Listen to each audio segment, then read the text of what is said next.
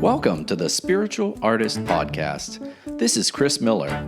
I invite you to join me as I interview artists from a variety of disciplines. We'll share powerful stories and lessons learned while making their art.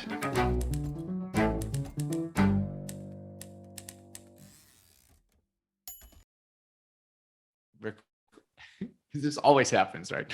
So I wanted to just follow up with what you talk about ego. And I find that when I'm recording the podcast, it's hard for me. It's a special challenge to stay present to the interview, to stay present to the person, because there's that little voice in the back, looking for the sound bite, and that's all ego, right?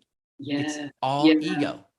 And so monitoring your thoughts, I was painting last night, and it's a never ending practice. Mm-hmm. Right. So I was painting last night, and I'm thinking, Chris, you're pushing too hard. You're trying to get to the end. You know, I'm trying to finish it and make it perfect instead of just being in the stroke, right? Being in that texture, being in the paint and how it's layered and focusing on it. That's where you want to be. And so instead of, oh, wait, if it's balanced, you know, what will it look like? And it's a constant challenge for me. Yes. That controlling part that you were talking about in the interview, you know, where you, you know, you were the manager, the make it happen with the ministry and everything. Yeah, totally. Absolutely. Always wanting to find a place in the world that would recognize my specialness. No, that's the truth. I don't have to sugarcoat it. And you know, I needed the certificate. To tell the world.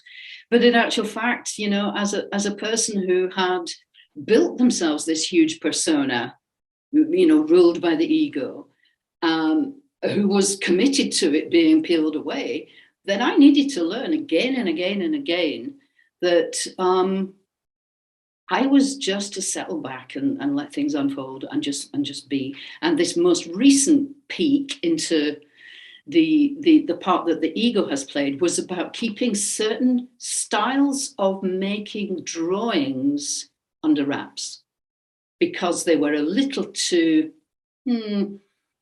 what were they, you know, whatever, doesn't even matter. They were too this or they were too that. And well, it's that you're thinking that they're not good enough, right? It's they're just, oh, maybe a little amateur, or that's rough, but that's your ego. Yeah. They were a bit too this or a bit too that. And that is absolutely the ego. That's the voice, the inner critic, if you like, that we coach people about all the time. And I had to look at this. I had to look at the fact that it was all okay. And finding out this thing about process painting and doing a couple of actual workshops online has really opened up that. I'm really so happy to say that when there is something kind of pinpointed, I go there, I go in, I go deep, and I open up and I take things on. So it's, you know, it's a really good new bit of the path that's starting to unfold. Wow. Well, it's what I try to talk about it in my book when I talk about wholeness, and it's that knowing that you are okay right now. Yeah. You are all that you need to be right now. Yeah. And when we approach our craft with that wholeness in mind, it's a whole different energy. Instead of like, do I have the certification? Will it sell? Will it sell for big money?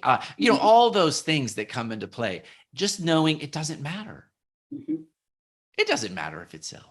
It doesn't matter if it looks like your last piece. It doesn't matter if you start drawing instead of painting. It doesn't matter if you start processing instead of drawing, instead of painting, or all three, right? Yeah, absolutely. Absolutely. Yeah. Great little tag on. I just had to record that. Thanks.